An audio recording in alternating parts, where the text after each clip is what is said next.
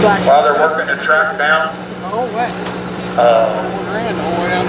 we again like to thank the track sponsors, ACT, Twig Cycle, Auto Electric Incorporated, and Rentals Unlimited. Now we're back to the big semis.